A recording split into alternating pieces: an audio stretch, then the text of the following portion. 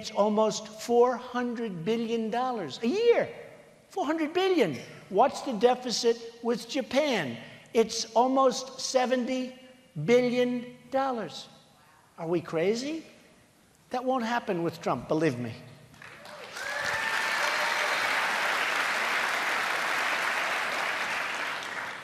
Jim Burwell, I think he's here with us. Are you here, Jim? Over here. Jim has a question about energy. Right now we're experiencing some pretty low prices, but the fact of the matter is that for the average person in the country, especially those living close to or in poverty, their energy costs represent about 25% of their paychecks. It's a tremendous number. And so the question is, what would you do as our president to manage our energy as a nation to make sure that we have responsible prices and that the average person in this country thinks less about the price at the pump? So we can really be the energy capital of the world. I mean, we have so much through technology. We had no idea that we were sitting on the kind of resources that we are actually on. And with proper work and and I've been saying for a long time, $30 to $40. People have heard me when it was going at 100.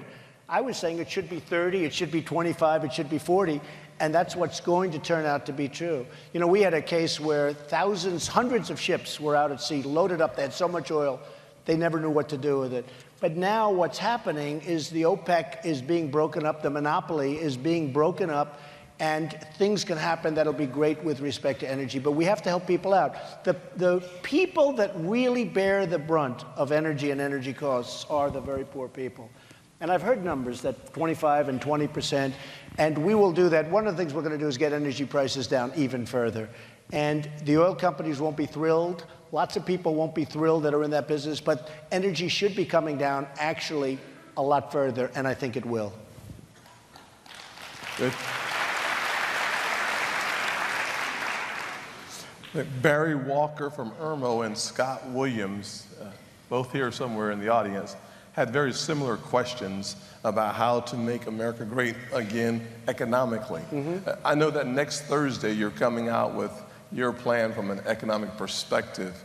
If you were to give us a glimpse of what we can expect from Trump in the White House for reviving jobs in America, what would that look like? So my whole life, I've been working to build a great company. I built a truly great company, some of the great assets of the world, Doral, Turnberry in Scotland, Trump Tower. I mean, so many great assets, 40 Wall Street, opposite the New York Stock Exchange, many, many iconic and wonderful assets. And I built a net worth that's over $10 billion with tremendous cash flow, with very little debt, and it's an amazing company. And I will tell you that we have to do that now. Other people have to go out. They have to do it. They have to, you know, you need the American dream. And I talk about this all of the time. And again, the press, I'm afraid to say, and I never say, the American dream is dead, because they always cut me off. I say the American dream is dead, but we're going to make it bigger and better and stronger than ever before. And my wife comes home, I say, what's wrong? She's like very upset. I say, what's wrong? You shouldn't say the American dream is dead. That's too harsh. I said, you're right, but I didn't say that. I said the American dream is dead, but we're going to make it bigger and better and stronger than ever before. So I turn on the television, TiVo. It's nice to be able to see what happened 20 minutes ago, right? Yeah. I turn on, and they have Trump. The American dream is dead, and I get cut. I say, wow, that's terrible.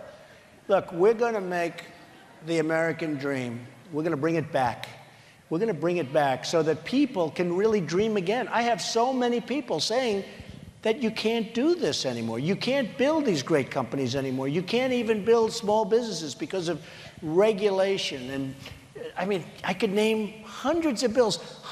You look at the regulations that you have to go through to even put up a house, let alone do a business. And we can get rid of probably 75% of the regulations, and in many ways more than that. So we're going to bring the American dream back to this country. We're going to create jobs because we're going to take them back from China, and we're going to take them back from Japan, and we're going to get along with China and Japan. What people don't realize, you know, we don't have our negotiators. We have people that are political hacks, We have people that gave contributions and they get jobs in the government. You know, I'm self-funding, by the way. I don't know if I get any credit for this. I don't know if I get credit, right? I really don't. I feel foolish. People come, they want to give millions of dollars to my campaign. I say, I'm not taking it. I really don't. I feel foolish. You know, it's just like sort of, it's not the way my mind works, right? Guy wants to give me millions of dollars. I sort of take it. I'm supposed to.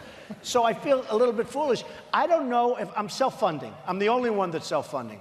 All of these other people, and you know, I'm finding the PACs. These PACs, it's ridiculous. They're controlling the politicians. The PACs are controlling the politicians. I think it's terrible.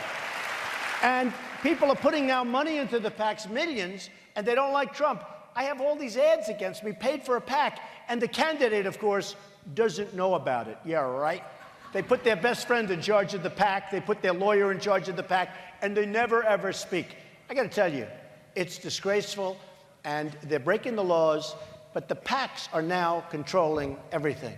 And the people that contribute to the PACs are really on a they're on a razor edge, but the candidates are being controlled by the PACs. I'm self-funding, I'm putting up my own money. When I fly here, I'm paying for it 100%. That's the way it is. That's the way it is. I do say one thing. I do say one thing, and I always preface it by saying, however, I love the tiny, I have a woman contributed like $7.40 with a 3-page letter. I have people that do contribute to my campaign. It's not a lot of money, but I love where the worst thing I could do is send back small amounts of money. So we accept small amounts of money because they're investing in the campaign, but they're investing for the good of the country. They're not investing millions of dollars where they want to, you understand what I'm saying. Frankly, and I was saying to somebody, people are giving 100, 200, 500. If I sent back those checks, we don't want your money, it's almost insulting in a certain way. But those are the people that love the country. The people that give millions of dollars, of which I've been one over the years. I mean, nobody knows the system better than I do, folks, I must tell you. That's why I'm coming at it, he knows, I'm coming at it from a point of advantage. Because I was on the system, and the system's a tough system. And when somebody's giving millions of dollars to a politician or a PAC, and when that politician's in office and they want something done, they're not thinking about the good of the country. They're thinking about the good of that donor, especially if they're not finished running for office again. So I'm the only person, I'm the only one running, to the best of my knowledge, that's self-funding, and that's the way I want to keep it. Thank you. Thank you. Haley Mitchum from Spartanburg has a question. As we look at our foreign policy and, frankly, the failure of our foreign policy, the so-called red line in Syria, terrible, leading from behind, is, in my opinion, has contributed to the Syrian refugee challenge that we have. If you were our president, how would you address the Syrian refugee issue? So this is an interesting, because I know a lot about Syria, I know a lot about what's happening, and I have a good chance. I mean, based on all the polling, I have a very good chance of winning. I hate to give all this information out. Does that make sense? You know, can you imagine General MacArthur, General Patton, here's what we're going to do. In the case of Syria, we're going to, first of all, you have Syria, you have Russia now going into Syria. You have Russia wanting to fight ISIS.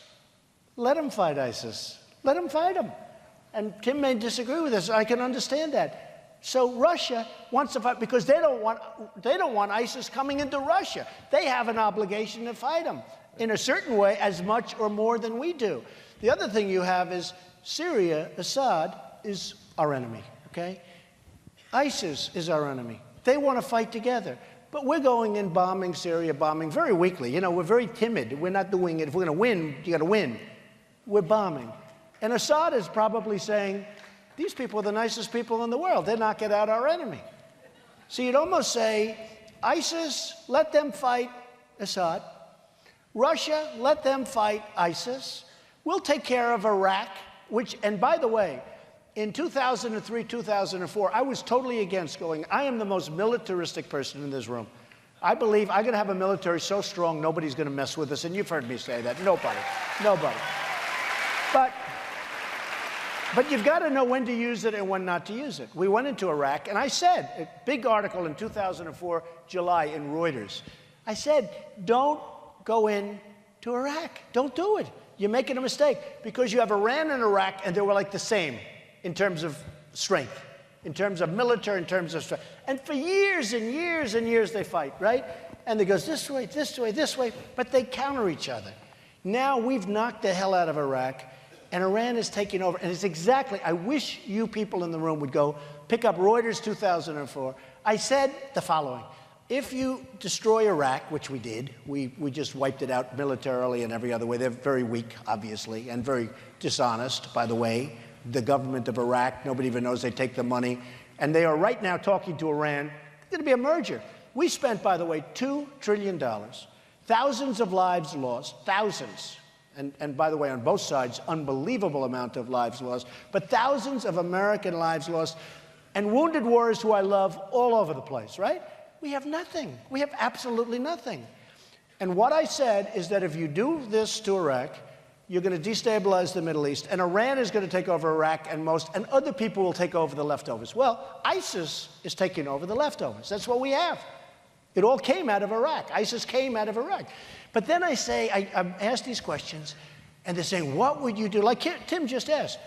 And I'm sort of saying, like, I don't want the enemy to know. You know the word unpredictable? Somebody wrote an article about me a few weeks ago. It was a really good article. It was a business article. And one of my opponents said, Donald Trump is totally unpredictable. It was actually meant to be a compliment because I beat them on something good. I love to win. Don't we love that? I love to win. Anyway, I beat this group. And they said he's a totally unpredictable person. And I said, that's actually a great compliment.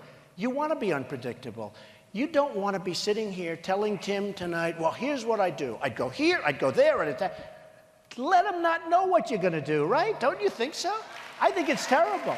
And here's what happens. Then I get these lightweights like Rubio. He gets up and he says, well, Donald Trump didn't talk about foreign policy. I don't want to tell too much. You know, I don't want to tell too much. I told the story. You know, he's right, he's fighting, but he's been saying, well, he doesn't know. These guys sit in the Senate, even though he misses most of the votes, by the way. But he sits in the Senate. He listens to this stuff all the time. I'm out working, producing jobs all over the place, and building a great company. But here's the thing. I don't want to talk too much about what I'm going to do.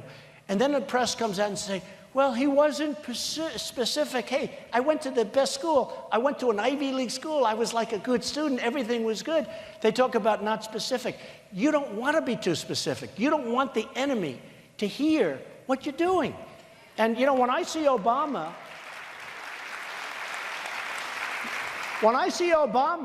get up and say, well, here's what we're going to do. We're going to do this, and then we're going to do that. We're going to drone. And they drone somebody. They knock out a middle-level accounting person from ISIS. No, it's true.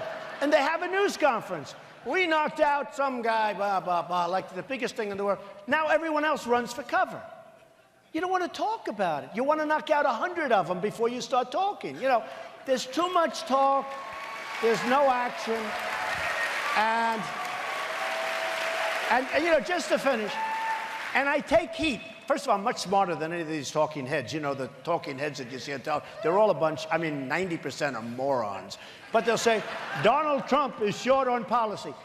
I don't want to talk about policy having to do with that. By the way, but speaking about policy, I'll be putting a tax plan in next week that will be very long on policy and will be a great plan with a major reduction in taxes for the middle class. You watch. Because that's what we have to do. We have to help our middle class. Our middle class built this country. We have to help our middle-income people. We have to do it, and I think they're going to be very helpful. And I think corporations are going to be happy. I think it's going to be a great plan for incentivizing people to really go out and do a great job. So you'll see it sometime next week. Well, Donald, you are now talking Matt Schillinger's language. Matt from Columbia had a very specific question on your plan to help the middle class. So you would suggest that your tax plan that will be unveiled next week will provide some specificity. It's going to be a big, it's going to be very specific, and I think it's a plan that's going to create great incentives, and I think it's going to be a plan that's going to make people happy, other than maybe the hedge fund guys who make hundreds of millions of dollars. They pay very little tax. I mean, those guys will not exactly love me. Some of my friends, some of my enemies. I think they're all going to be my enemies, but actually, you know the truth? I think they're going to end up doing better too, because everything's going to be better. Everything's going to be better. We're going to produce jobs. We're going to bring back, I don't know if you know what corporate inversion is, but corporate inversion, you have companies that want to leave the United States because the taxes are too high. That's not going to happen anymore. We're going to have a great plan. You know, you have probably $2.1 to $2.5 trillion sitting outside, and you know about this. Repatriation. And they can't get the money back in. Yeah. Because Tim will tell you, the taxes are too high. Absolutely. You have these corporations where they have billions of dollars. Think of it, $2.1 to $2.5 trillion that should be in this country, but the companies can't bring the money in. So you know what they do? They go out. They leave the country to get their money, and also they get lower taxes and lots of other things. So the corporate inversion, I believe, will stop. The Democrats wanted to put a law against it. You can't put a law against it. It doesn't work that way. The corporations will stay in this country. They're going to bring their money back at a very reasonable cost, and they're going to put that money to work in this country. And it's so easy. And the thing that bothers me is the Democrats agree, the Republicans agree, you know that. Everybody agrees.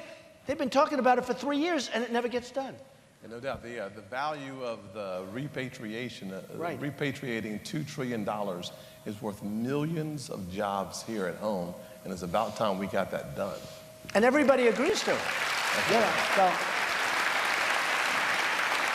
I do think this, Tim, I think that corporate, you know, when you talk about the inversion, I think it's a very, very important subject. Doesn't sound exciting to people, but you have some major, major corporations looking to leave this country with thousands and thousands of jobs and great companies, and they're going to go to other places where the taxes, the corporate taxes are lower, and they have certain other advantages. We have to be smart in this country. We need somebody really great to be our next president. Thank you very much. I'll do it. We can't lose those companies. Can't lose those companies. Carl Hedelson from Charleston asked a question. You know, we have a challenge with the size, the scope of the federal government. There are so many departments that need to be scrutinized: FDA, EPA, IRS. Right.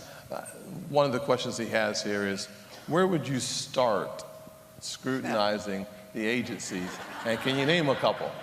Well, EPA is one that you saw a couple of weeks ago where they opened the door and the river is destroyed. You know, I mean, it wasn't even the people that did it. Colorado. But in Colorado, the river, beautiful river, all of a sudden turned gold and yellow, and people are saying, how long will this take? And it was the EPA that actually did it.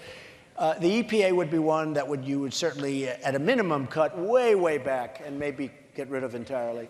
You look at Department of Education, a guy like Bush likes Common Core.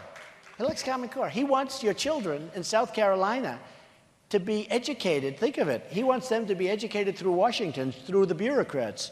And you have some nice people and good people, but how can you vote for somebody that that believes in Common Core? I go to Iowa, I go to New Hampshire, I go to South Carolina, I go to many, many places, including New York and including California, all over the place. And everybody agrees with me in this. And yet you have this massive behemoth, the Department of Education. You just can't have it. It's just ridiculous. I mean, you have local education where the parents can work with the teachers and the principals. That's what it's all about. And by the way, we're ranked number 25 in one poll and number 28 in another, the worst in the world. In other words, we are number 28 in the world. We're behind third world countries on education. So you know it's not working. You know that Common Core is a disaster. So we have all of these problems, and yet we're number one by a number that it's like double, I believe. You're double in terms of cost. So we spend the most per student by far, not even close, and yet we're number 25 and number 28 in the various rating polls.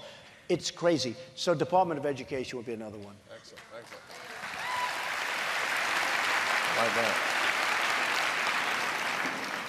Kimberly Ferguson from North Augusta has real concerns with the effects of the Iranian deal.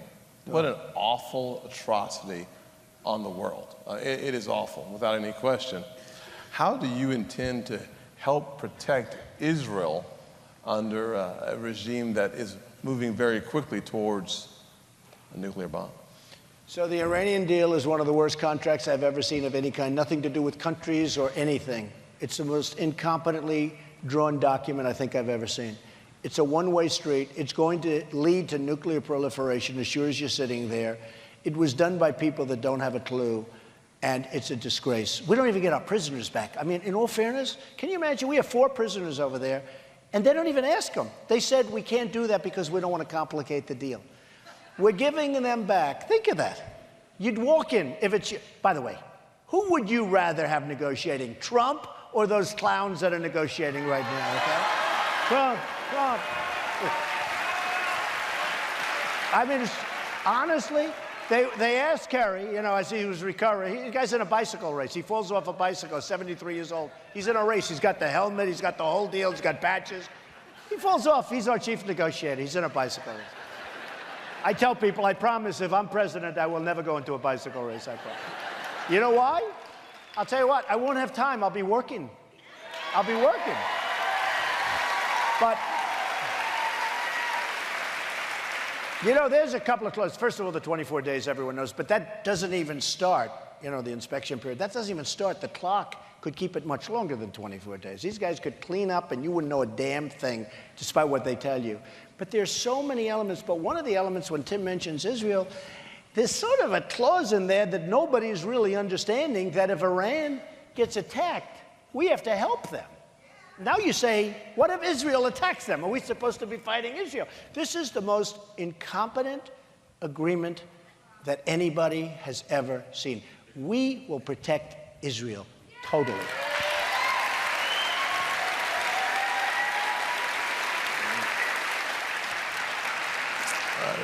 Donald, you're alluding to, I believe it's section 10, where the language is ambiguous on what our responsibility is, and certainly some have drawn that conclusion. And I think it's very important for us to realize that the language of the Iranian deal in section 10 is ambiguous enough for the conclusion to be drawn that we may have a responsibility that we should not have, that we cannot have, especially when you think about Israel as perhaps the best partner we've had as a country. So I think your point is well said. It's not even believable. But there is language in there, in theory, that we're supposed to come to the defense of Iran. You know, there's another agreement we have. I like Japan. We do a lot of business with Japan, great. Of course, it's totally unbalanced, and we have that huge trade deficit. But we protect Japan. We protect everybody. They don't do anything for us. Now, if we get attacked, Japan doesn't have to do anything. If Japan gets attacked, we have to go and fight for them. All our agreements are like that. We're run by people that have no clue. Think of it. If we get attacked, Japan can sit there and watch it on television, okay? That they make, by the way. We don't make them. It's cool. But if Japan gets attacked, we have to defend them. All our deals are like that. You know, you take South Korea. I just ordered 4,000 television sets. They come from South Korea for a big job. They all come from South Korea. I mean, other than Sony, for the most part. It's Samsung, it's LG, it's all these companies. They're all from South Korea. A very big order, a lot of money going in. Now, every time North Korea opens, it's like, you know, he gets out and he starts screaming. He gets a little angry that day. He's got a little problem that day. We start up the ships. We start up the airplanes. We spend millions. We get nothing. We get nothing. When are we going to get smart? We have 28,000 soldiers sitting in between this, you know, this potential disaster. And it's one thing if we're reimbursed, but something has to happen. Somebody said to me, oh, what a horrible thing to ask for payment. They're making a fortune. We owe tremendous amounts of money. You know, we're up to 19 trillion. We can't protect the world. We protect Germany. Germany. How many people have a Mercedes-Benz? They're making a fortune. It's an economic behemoth. We get nothing. We protect Japan. We protect South Korea. We protect everybody. And they all think we're stupid. They think we're stupid. We're run, the fact is, other than Tim, we're run by very stupid people. Okay. Sure. Hard to believe. Hard to believe. Speaking of things that are hard to believe, President Obama has just started the process of looking for ways to regulate the internet. And he's using legislation from the 1930s. Yeah, I can see it. If you look at our,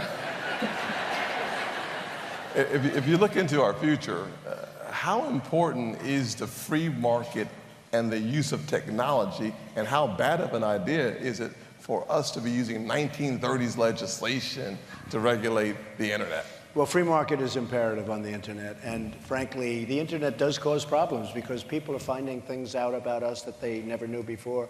You know, the hackers are genius, whether they're from Russia, from China, from even North Korea. They say that the movie studio was hacked from North Korea. They were doing the movie on, you know the story, and it's a very serious situation.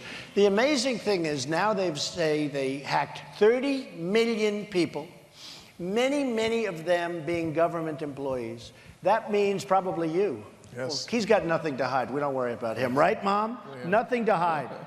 But we worry about others, right? So they've hacked 30 million. The numbers vary from 10 million to 30 million to 35 million. And what happens?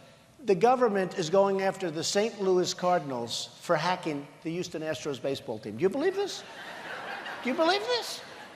So we have our priorities a little mixed up. We have countries that are so sophisticated. And you know, one of the things we talk about immigration, because I want people to come into this country. I do want people. I want them to come in large numbers, but I want them to be legal. But I also want really high-end, smart, brilliant people to come in. Otherwise, we're going to lose our edge totally. And we're going to lose our job capacity and everything else. So when you graduate number one in your class from Harvard, or Yale, or Princeton, or the Wharton School of Finance, or Stanford, and you want to stay in this country. You don't want to go back to China, you don't want to go back to Japan, you don't want to go back to Mexico, you don't want to go back. You want to stay in this country. We force you out. You're number one in your class, you're a great student, you love the country, you want to stay here, you want to build. A case came up recently, a man from India went to a great school, good student, wanted to stay, could not get permission to stay. He started a company in India. He's got 5,000 employees now, and it's one of the hottest companies in the country. That could have been us. So we have to do, when you go through years of college, and this is something I think that a lot of people agree to, too. The thing with the Senate and the House, there's so many things that everybody agrees to, and it still doesn't get done. Who would not agree to this? Let them stay. Let them build their homes here. Let them build the businesses here. These are amazing people. And we force them to leave. So we have to change that. We have to change it fast. Let them work in Silicon Valley. We're going to lose our edge in Silicon Valley as sure as you're sitting there, because some of the greatest minds that we're educating are now going to other countries, and they're going to be competing against us. We don't want that. Excellent. Staying on the jobs front, one of the amazing blessings of being a South Carolinian, and specifically living in North Charleston, is the presence of Boeing in South Carolina. My friend Jack Gowd has a question about the NLRB, who tried to destroy jobs. Well, I know what you folks went through with that for years. It was terrible. Talk to us about the right to work and laws that we have. You got to have right to work. You got to have right to work. What they put you through was incredible, actually. To think that Boeing almost could have said, "Hey, we're not coming." Yes. But you know, one of the other problems, I think an even bigger problem, I took it out. It was in the newspaper today that Boeing is now going to build a massive plant in China. That China's ordering planes, but they want them to build a big plant in China.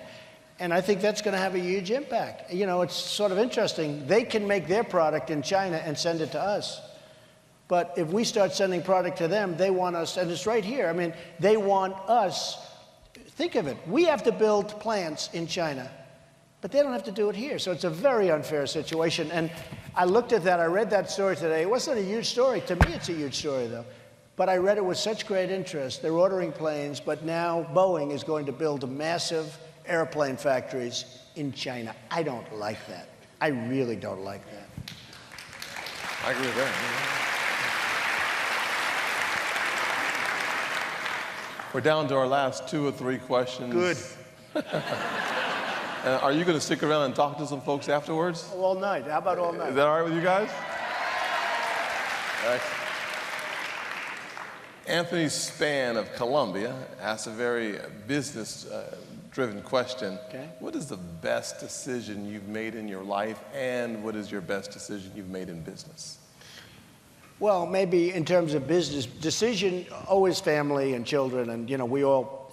That's it. The children. I have friends that are very successful, but they're not happy people. They're unbelievably successful. You read about them, you know who they are, but they're not happy people. Family is so important. Having a great family, a husband, a wife, children, is really more important. And I've seen it. I mean, I've seen everything. I've seen people with enormous wealth that have miserable home lives, and I've seen people with modest wealth, with not even a big, with just a weekly income, that are really much happier people. And people say to me, oh, how do you become successful? How do you define success? I would say if a person's happy, that's more important than, having billions of dollars in the bank and all. But I think one of the biggest decisions, one of the greatest decisions that I ever made was coming into Manhattan from Queens, because I lived in Queens with my parents. And I always wanted to build in Manhattan. And I came in and my father said, no, that's not our job. My father was a builder in Brooklyn and Queens. And we built middle income and low income housing. And I just wanted to be with the big buildings. I said, Pop, I want to build buildings in Manhattan. Look at those buildings. It was just something that was so exciting to me. And I left, and I ended up doing the Grand Hyatt Hotel on 42nd Street and Trump Tower and many, many buildings. Trump Palace. I have many buildings that I've done in Manhattan. And it's become, just great. Now we're all over the world as a business. And one of the reasons people thought I'd never run is because they say, why would he want to do that? But I want to do it because I sort of feel that I owe something. I really feel that I owe something. I know we can turn it around. We can turn it around and make it truly great. So, thank you. So one of the things that I think maybe one of the biggest decisions when I said, no, Pop, I want to go into Manhattan. I want to build buildings in Manhattan. And that was a long time ago, but it's worked out. I'm very proud of it. And, we built a great company. I've seen a lot in the press recently about folks who believe that you have had challenging relationships with minorities. I would disagree. I mean, being one, to say, I thought that was funnier. Never mind. Anyway, let's go back to you. I know that today a small business owner in the audience, Dan Martin, who has an Allstate insurance agency in Charleston, heard that you were meeting today with the Minority Business Chamber. Yeah. That seems to be in opposition to this whole notion that you have a challenge with minorities. Would you want to talk a little bit about that? Well, first of all, my relationship with African-American people and businesses has been fantastic. And as you know, I spoke in front of the African-American Chamber of Commerce today and actually went there and then flew over here. It was fantastic. They are incredible people. My relationship's been great. And, interestingly, a poll came out, and this is the second one I had, the shock poll. This just came out. Trump receives 25% of the black vote in general election. Amazing, right?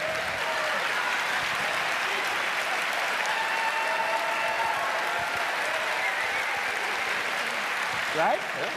Yeah. Now it's a great poll, and it's 25%. And actually, you were saying that generally speaking, a Republican candidate would receive what? Romney took about 4%. Yeah. 4 or 5%. If you get to 25%, the election's over. It's over. It's over. Oh, I'm telling you. And I'll tell you what, it's lucky I had the real poll in my hand. He would have really done a number of it. But 25% of the black vote general election matchup, and that's an enormous number, and I think it's going to be higher than that. I've had a great relationship with the African-American community. I've had a great relationship with the Hispanics, and I've been saying I'm going to win the Hispanic vote, but because of the statements on immigration, a lot of people disagree with me on that. They came out with a poll recently in Las Vegas, in Nevada, the state of Nevada, where I won the state easily against all the Republican candidates, but I also won the Hispanic vote, and people were surprised. And I said, don't be surprised. A lot of people, Hispanics, are here. They've gone through a long process. They're here, Tim, legally. They're here legally. They have their houses. They have their jobs. They don't want people flooding the country. They don't want this to happen. And so I'm doing very well. I think I'm going to win the Hispanic vote, and I tell that to people, and they laugh, and they can't believe it. But all of a sudden, they have these polls coming out where I'm actually doing very well with Hispanics. I hope to win. I've employed thousands of Hispanics. And right now, I mean, I have many, many places, thousands of Hispanics over the years and now. And I think I'm going to win that vote. So it's maybe it's a little bit different, but I will say African-American, great relationship. Hispanic, a really good relationship, and I think people are going to see that as we progress. One of the things that both groups really like is the fact I'm going to create jobs. Nobody's going to create jobs. I will be the greatest jobs president that God ever created, and I've said that. And that's what people want.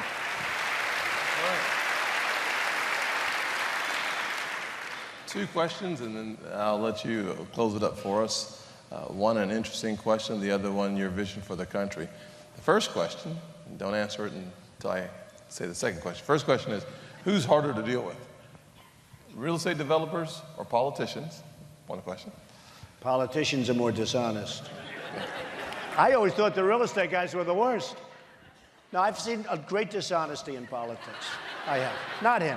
I've seen great dishonesty. You know, it's funny. It's a mixed bag. It's a mixed bag. Get out of here, Tim. You know, it's a mixed bag. In politics, in real estate, everybody's very cutthroat. In politics, I've met some wonderful people, and I've met some really bad people, really dishonest people. And at some point, oh, we have to do a book on this stuff. I mean, we have to do a book.